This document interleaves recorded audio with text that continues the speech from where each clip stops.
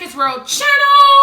And we are the Rankins. And today we're going to discuss, should I be home with my kids doing trucking, or you need to be home. You need to find your local job, get you some Class B jobs or something. You drive a trash truck or something, your butt need to be at home. So let's discuss it. Let's discuss it. Let go.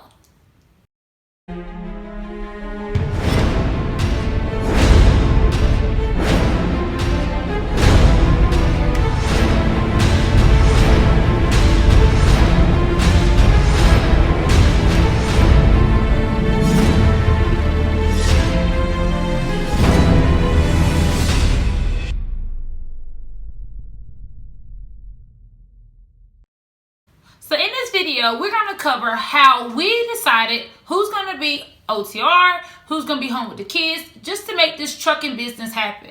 And before we get started, stop what you're doing, press subscribe, and press the notification bell so every time we go live, you'll see us. Don't forget, if you like the video, if you have something to say, comment below and press the thumbs up. Let's get started. So, should I be OTR or should I be at home with these boys? I think you need to be at home. Are you serious? You need to be at home because that's how a lot of people paint that picture. Why he sitting at home while yeah, I was about to say. You know what I'm saying? Yeah. Yes, so people are painting the picture that I should be at home because I'm the woman, I guess. I guess so.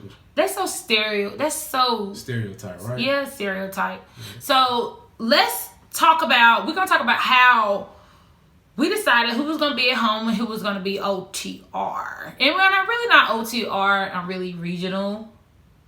You just whatever you is. Because we pick our own load, so. Some weeks you home daggone every other day.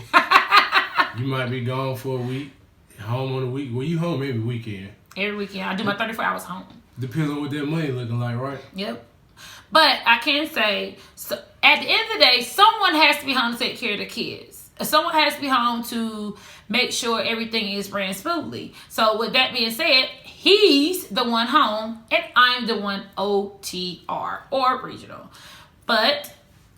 And also, in order for that to work, it got to be some good communication. Both of y'all got to be on the same page and it got to be good teamwork. Yeah, so before we even decided who was going to be here, or there, we sat down, we talked about everything. We weighed out all the options. And one of the things we did do, we included our kids. And we sat down and was like, how would you feel if mommy was here and daddy was here? How would you feel if da-da-da-da? And to be honest, they came and told us, they said, well, mommy, when you was waiting tables, and working at the high school, it was the same thing. You wasn't here at night, and daddy was putting us to bed, and then sometimes you was here in the morning, and vice versa. So at the same time, what we had to figure out what works best. And with Joey, he still works for Pepsi, and that's a local job. So with me, my job I feel like my job was gonna close down. So we decided that it would be best if I hit the road. And what you did. And her job, she was only there for a year and really didn't get established there. They shut down, which we already knew they was going to shut down prior to them shutting down. And we was already in the works of getting our business started and up and running. So it made more sense for her to get the business started and for me to stay where I'm at. Because my job, I done been there over 5 years. I got a little bit of leeway. I get off early at decent times, and I really don't work that hard. So I'm able to get home before the kids get out the bus. I'm able to put them on the bus and stuff like that. I'm able to go to events, if they have events at schools, and help with the homework. So it's almost like she's not missing it. She's not missing from the home. They're not missing a beat while she's gone. And also, you got things like FaceTime, talking on the phone. And my oldest son, he has a cell phone. He FaceTime her all the time. Every morning, every day. So that's why we say communication is key. Keep that communication going and tell your kids the truth and tell them what's going on. That way they won't be blindsided. Yes, and let me touch on this. Another reason why Joey stayed at his job is because he gets the 401k, he gets the insurance, he gets all the glitz and glam. So it would have been crazy if he left his job as the man of the household and then I stay and I stay at local. No, it didn't make sense. So you got to do what makes sense for your household. What makes sense for you and your kids. And one thing we do have with our kids, we talk about everything. We sit down and we communicate. We make sure everybody's on one accord and not blindsiding them with, oh, mommy just going to be gone for days at a time. No, we talked about it and they agreed. And if they wouldn't agree, it would have double questioned what we would decide to do. We just don't make moves without them. So that's a big part of that. I think so. We tell them the truth so they won't be blindsided once again. Also, what works for us is sitting down telling our kids like it is. We don't sugarcoat nothing with them. And we also explaining them why we're doing this so it won't look like it's a selfish move. Because sometimes kids might feel like you're being selfish, but the reason why they feel like that, you're not explaining to them what's going on. Basically, we kind of tell them we're trying to build a better life for y'all. Right now, we got to do things in order to have a better life for y'all in the future. And they actually love it. When I do come home, we do the big family events. We take them to fun parks. We take them bowling, skating. We go out to eat. We do almost everything with our kids. And then we have our one-on-one time when me and him will go out to eat and do our one-on-one thing and go to the gym together and have lunch together while the kids are at school. So we're not missing a beat in our household. That's because we're working together as a team. That was something I wanted to cover. Everything got to be ran as a team, as a machine. It got to gel. If your household is not in order, you'll never be able to tell who's going to be at home and who's going to be OTR. And I think people got it misconstrued as, oh, the man should to go. No. Because my husband gets that backlash a lot. Like, he should be OTR and you should be home with the kids. No, that ain't going to work for our house. No, it's 2019. It's as long as we both working, I think that's a plus as it is. That's all that matters. That's all that matters. But some people might think that's opposite, but no, it's 2019. The world is changing. We got women that's doing a male dominant field and we're making a great living out of it. We're killing it. Like we are dominating this field because we're not giving up. We striving for more, and it makes me feel good to know my husband is comfortable letting me be OTR, but also I'm proving something to him. Like, I can run this truck, I can run these miles, I can make the money, I can make the stops on time and pick up and drop on time. So I'm handling it just like I know that he would as a strong, dominant man. So I think that stipulation or that, oh, the man should be over here. What are you saying about the female? We can do anything a man can do. They can't do everything we can do. You go trying to start stuff. But also, my wife didn't have as much experience as I did. So it also gave her that driving time behind the road and letting her see things that I got to see while I was out there. Because if I would have went out there, she wouldn't have kind of never seen the road like that. Not that OTR lifestyle. She would have never seen that if I would have went on the road first. So it was also a benefit to her. So now she became to love it, and she's seen the difference in being local and being OTR and taking a bigger truck in these smaller areas and distribution centers. And like I said before, it was just more beneficial for me to stay at my job because I had the 401k, I have the personal days and all the vacation time, and I can just take off whenever I need to. So it was more beneficial that way. In her job, she didn't have everything. She had just started, once again.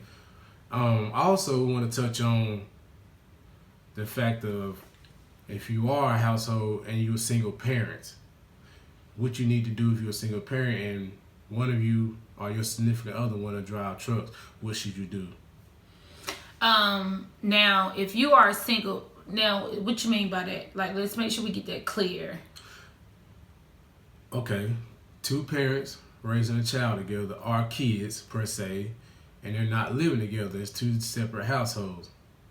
And one parent wants to drive trucks or get their license or do something with trucking. Can they go OTR or do they need to just get something local? It should be the same thing. Communication. Like, I feel like if it should be clear communication. Like, say for example, if the father of my first son, he wanted to go OTR and I was gonna stay at home.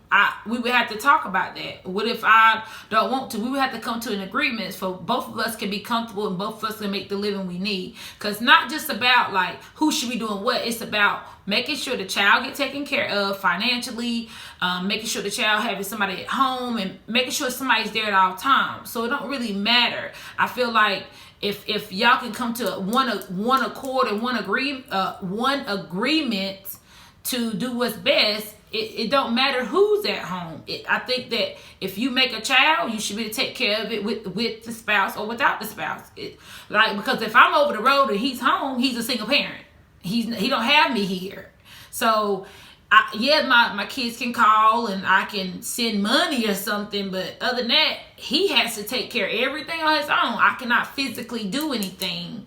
So he becomes a single parent. So that's why it comes a big key. Communication is the key. Even if you don't like the spouse that you was dating before, had a child by, it's still a good thing to have that firm, big communication with the parent or the step parent of the child or the grandparents of the child. Everybody can help out. It takes a village to raise a child.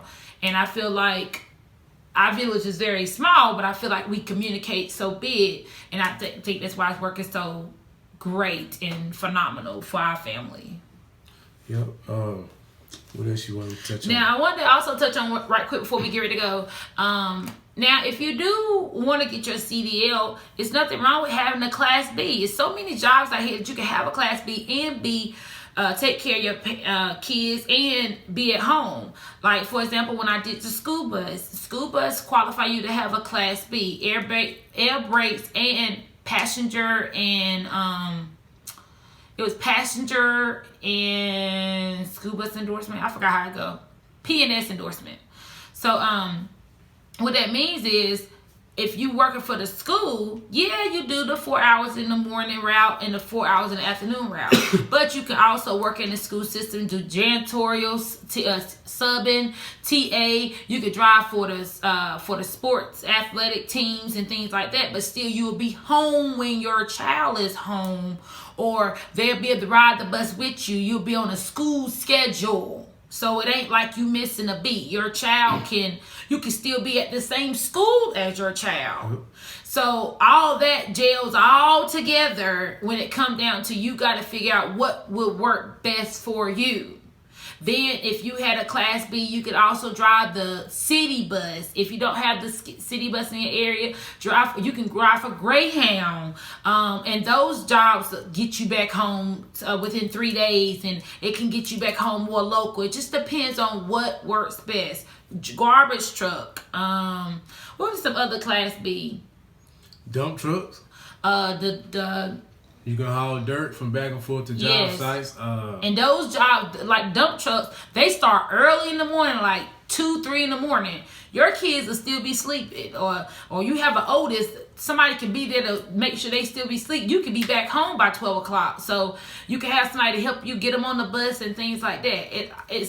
You gotta take out time to dedicate what's gonna work. This not gonna work. Weigh out your options, because there's so many options out there. You can't just say, I want my Class B, I want my Class A, and I want to go over the road to be a truck driver. You gotta crawl. Sometimes it takes crawling, and I know that's what we did. And matter of fact, she started out having a Class B, and all the stuff they were telling you guys is true story. It's stuff that we went through. So like she said, you gotta crawl before you walk, and it ain't always gotta be you have your Class A. And for a prime example, you can drive a cement truck. Don't correct me if I'm wrong, but I think you just gotta have your Class B to drive a cement truck, and they make decent amount of money.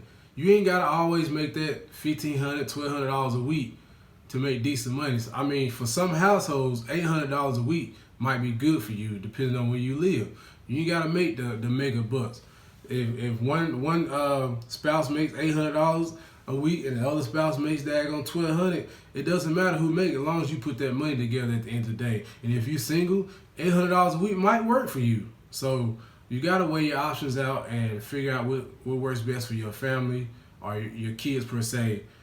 It's so many options. One thing that will maximize your money when you do get your Class B is getting your hazmat endorsements with that. You can drive a propane truck. They make decent money. So when you get your Class B, to maximize it, it's all about getting those certificates with it. Your hazmats and tankers and stuff like that. And networking yourself. Networking yourself as far as learning what company will hire you with your B and how much they'll pay if you go get this endorsement, or if you have this much experience coming into the company, how much would they pay then, or what can you do, what kind of training you can get to add on to that Class B. So it's not really like some people always feel like A, oh, I got my A, I could do anything. Sometimes a B is better because you got a bigger avenue. Sometimes an A, you got to go OTR, or to start out. A lot of jobs ain't gonna hire you just right off the street being local. Now some will, like I got lucky and it did happen to me, but some won't. So that might not work for you to get your Class A and want to be local if you're not willing to put in that work to find a job. But I know a Class B would. So crawl before you walk. Always remember that it takes time to grow. Growing is not going to come in a day. It's not going to come tomorrow. But it will come when it's your time for it to come. So and just know, getting your Class A, you like she said, you can get a local job. But look at this. You got to put in hard work. You're going to have to work harder for them Class A, especially if you start from the bottom. It might be a local job, but you're going to work long hours, and it might be a tough job, like food service job. Those jobs are very tough, but you will be home. You will be local. You might not be home every day, but it might be an every other day thing. They make good money, but you're going to work for every dollar for that job. But sometimes... And touch on that not being home. Not being home with the food service jobs. That's the sacrifice you're going to have to take. If you want to be home with your kids, working a job that's very taxing on your body, take that chance. It might work for you. You might end up liking it. I know a lot of people who do food service jobs and beverage jobs. They home every day making good money, but they work hard. And they work long hours.